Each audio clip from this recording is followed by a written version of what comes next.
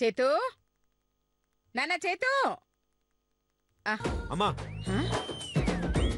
ఈ బ్యాగ్ ఏంట్రా? ఇంకాసేపట్లో మనకి 4 కోట్లు వస్తాయి కదమ్మా, అందుకోసమే ఈ బ్యాగ్.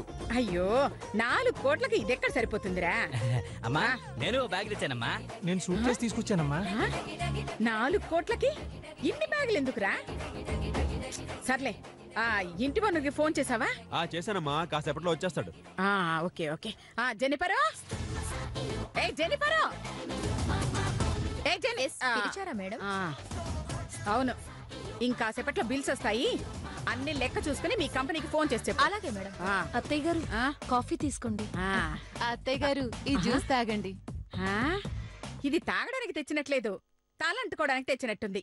అవును, ఇద్దరు ఒకటేసారి తెచ్చారేంటి? అమ్మా పెద్దదిన సిన్సియర్ గానే తీసుకొచ్చింది, లతదిన మాత్రం మనకి 4 కోట్లు వస్తున్నాయి కదా, నిన్ను కాకపడదామని తీసుకొచ్చింది. ఆవిడ్ని కాకపట్టాల్సిన అవసరం నాకేంటి? 4 కోట్లు వచ్చిన తర్వాత అత్తయ్య గారు ఎలాగూ నాకు 10 లక్షలు ఇస్తాను అన్నారు కదా. అవును, నాకు కూడా 20 లక్షలు ఇస్తానన్నావు కదమ్మా. ఎందుకురా? అది ఒళ్ళు పెంచడానికా, నువ్వు పేకాట ఆడ్డానికా? అలాంటి దురాశలేం పెట్టుకోకండి. నిజంగా ఇవ్వరా? పైసా కూడా ఇవ్వను.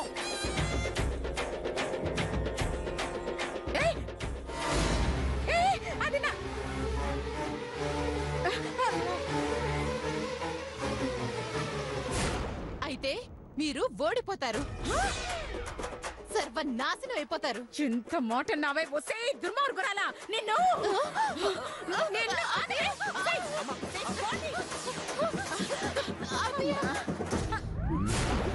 వచ్చావా? రా రా రా రా, ఇంకా రాలేదేంటా అనుకుంటున్నాను. ఇంకాసేపట్లో మేము 4 కోట్లు గెలవబోయే అద్భుత ఘట్టం మొదలవబోతోంది. అది చూసి తనివి తీరా ఏడ్చి చేసిన తప్పులకి చెంపలేసుకుని వెళ్ళిపో. పాపం, ఇంత త్వరగా నీ కథకి ది ఎండ్ పడుతుందని నువ్వు ఊహించలేదు కదూ. అందుకే పెద్దవాళ్ళు అంటారు, తొందరపడకురా సుందరవదన, ముందుంది ముసళ్ల పండగ అని. ఇంకాసేపట్లో మేం పండగ చేసుకుంటాం, అది చూసి నువ్వేడుస్తూ బాధపడుతూ ఉండు, ఓకేనా?